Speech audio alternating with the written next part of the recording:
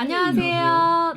네, 반갑습니다. 지난주에 이어서 이런 수학은 처음이야 쓰신 우리 최영기 교수님 다시 나와 주셨고요. 아시겠지만 지난 시간에 우리 어머님들께서 진짜 머리 아프게 고민하고 계시던 수포자로 만들지 않고 싶다라는 마음에 우리 어머님들의 바람과 그리고 또 선행학습 언제부터 어느 정도로 해야 되느냐에 대해서 우리 교수님께서 가지고 계신 생각들을 다 말씀을 해주셔서요. 저도 또 보시는 우리 어머님들도 많은 도움을 받으셨을 거라 생각해요.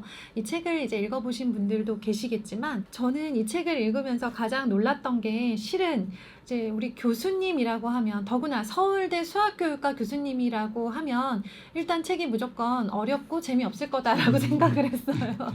네, 그랬는데 이 책은요, 우리 초중등 친구들 그리고 또 우리 엄마들도 볼 수 있을 만큼 굉장히 편안하고 재미있게 이야기처럼 풀어주셨더라고요. 이 책을 어떻게 쓰시게 되셨고 또 어떤 마음으로 쓰기로 결심을 하셨는지 너무 궁금해지는 책이었어요. 이 책에 대한 이야기 좀 해주세요, 교수님. 네, 제가 이제 생각할 때 이제 학습이라는 게 뭘까 이렇게 생각을 해보면 우선은 좋은 내용이 있어야 된다.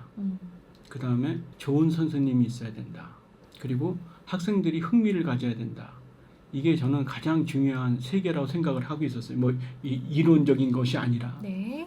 좋은 선생님은 어쩔 수 없는 거고 내가 이제 학생들이 어떻게 할 수 없는 거고. 네. 근데 좋은 내용과 이제 흥미 이것이 이제 제가 좀 관심을 갖고 있는 건데 그래서 수학에 흥미를 갖는데 어디서 흥미를 갖기를 원하냐면 교실 수학을 공부하는 그 자리에서 흥미를 가졌으면 좋겠다는 게 제 마음이에요. 네. 그래서 선행 문제에서도 가장 중요한 게 저는 이 학생이 선행 나가는 게 문제가 아니라 네. 수학하는 이 자리 그 자리에서 흥미를 느끼고 있으면 비록 선행을 나가도 그 틈이 공교육은 차곡차곡 나가잖아요. 네. 거기서 메꿔지거든요.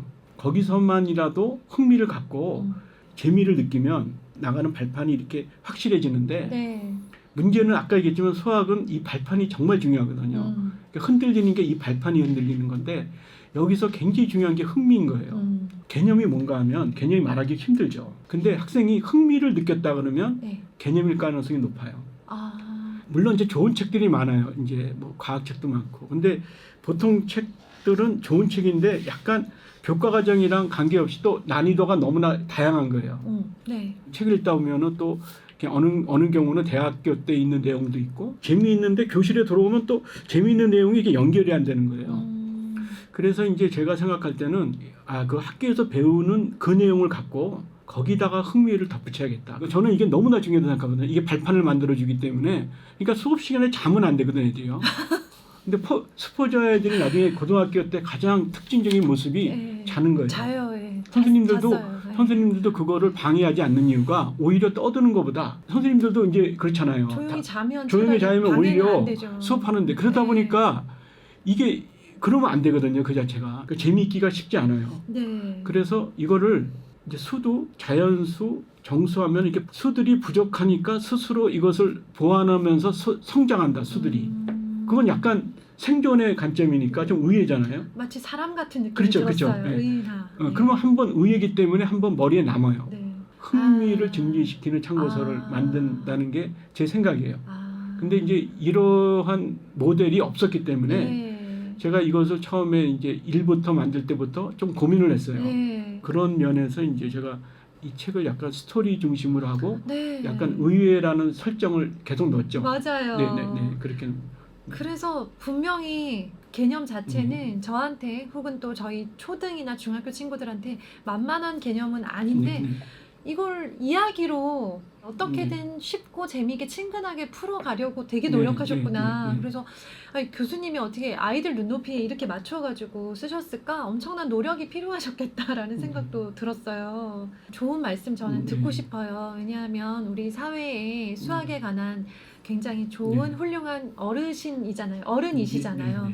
이렇게 어른분들의 이야기를 들을 수 있는 기회가 많이 없다고 생각을 해요. 점점 더 분위기가 더 발빠른 정보 그리고 막 좀 더 자극적인 내용 이런 것들로 정보들이 넘쳐나다 보니까 예전에 한 10년 전 정도에는 영어 가르치느라 머리가 아팠거든요. 근데 어느 때부턴가 수학 때문에 네. 골머리를 앓고 있어요. 맞습니다. 유치원 엄마들부터 시작해서 네. 고3 엄마까지 다. 이제 수학 때문에 머리가 너무 아픈 우리 대한민국 어머님들께 이렇게 좀 생각해 보세요. 이것도 필요합니다라는 우리 훌륭한 어른의 말씀 좀 부탁드릴게요. 교수님. 제가 이제 그런 위치에 있지는 않고요. 아니요. 네. 지금 3단계를 학교에서 배우는데 나는 3단계 정도, 3.5단계 기껏해야. 근데 누구는 5단계를 한다더라. 네. 그러면 불안하죠. 뭐 불안 안 할 수가 없는 건데. 근데 이제 아까 제가 말씀드렸듯이 여기도 여러 가지 문제가 있거든요. 아마 실패 사례를 적게 들으셨을 가능성이 높아요. 제가 볼 때는. 맞아요. 실패 사례는 잘 얘기를 안 하거든요. 성공 사례만 막 그쵸? 반복해서 계속 반복해 나와요. 나오죠. 예. 근데 알게 모르게 실패 사례가 굉장히 많습니다. 그거를 일단 염두에 두셔야 되고 약간의 학생들이 모험을 걸어야 될 때도 있을지 몰라요. 가장 중요한 게 뭐겠습니까? 학생들한테 뛰어난 지식, 자신감입니다. 자신감. 자기를 믿는 자신감이 너무나 중요한 시대로 지금 오고 있습니다. 아무리 훌륭한 학생이라, 그러니까 공부를 잘해도 네. 자신감이 떨어지고 뭔가 하고자 하는 탈진된 학생이 있으면 오히려 희망이 적어요. 서울대 온 학생들도 탈진된 온 학생들은 상당히 힘들어요. 아까 얘기했잖아요. 그렇게 위대한 학생들도 고등학교에서 만약에 고2 때에서 3, 4단계면 네. 거의 불가능합니다. 실제적으로. 아. 극소수는 있을 수 있지만 네. 일반적으로 힘들어요. 예. 이 계단을 순식간에 올라가기 쉽지 않거든요. 네. 그럴 때 어떻게 하시겠습니까? 정말 자녀가 그러면. 너는 그렇게 공부 많이 시켰는데 이게 뭐냐? 야단을 한번 치시면 이 학생이 자신감이 늘어날까요? 안 늘어날까요? 없어지죠, 이제. 없어집니다. 비난을 할수록 이 학생이 알아요. 얘가 공부를 안 한 학생이 아니에요. 우리나라는 그래서 내가 안타깝다 그랬잖아요. 이 학생들이 최선을 다한 거예요. 나름대로. 네. 오디션화 되면서 이러한 현상들이 있는 거예요. 아. 안타깝게도 이런 시스템 때문에 어쩔 수 없이 어떻게 보면 스스로 패배자라는 것을 인식하는 이런 상황까지 온 거예요. 너무나 안타까운 거예요. 네. 부모님 맞아 여기서 이 학생들을 비난하기 시작하면 공부 못하는 것뿐 아니라 네. 자신감이 잃게 돼요.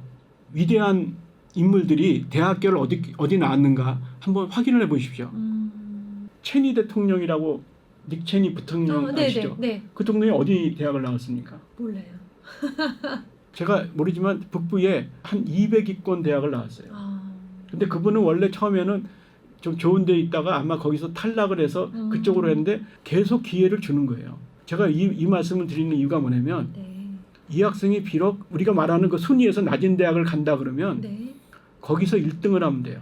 어떻게 보면 수학도 전락한 거거든요. 이것이 그렇죠. 이러한 것이 수학의 본질적인 능력을 체크하는 것도 아닐 수가 있거든요. 네. 우리가 그중에 일부 갖고만 하니까. 그러니까 이 자녀들이 그렇게 수학 능력이 뒤떨어지지 않을 수도 있어요.